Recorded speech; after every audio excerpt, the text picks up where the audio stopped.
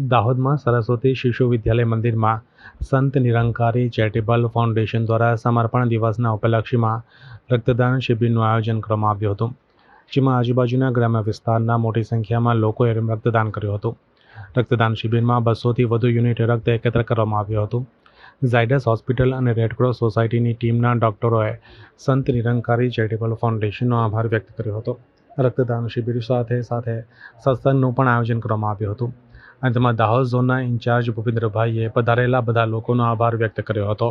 સન 1986થી અવિરતપણે શરૂ કરવામાં આવી છે, જ્યાં 38 વર્ષની અંદર સંત નિરંકારી મિશને 13,60,000 યુનિટ રક્ત માનવતાને જીવંત રાખવા માટે માનવને અર્પણ કરેલ છે.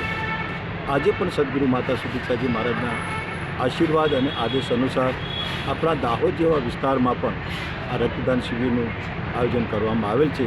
ત્યાં સવારે 8 વાગ્યાથી સંતો, મહાત્માઓ, માતા, બહેનો માનવતાને જીવંત રાખવા માટેના આ સુંદર ભગીરથ કાર્યને શરૂઆત કરી અને અત્યારે પણ રક્તદાન શરૂ છે.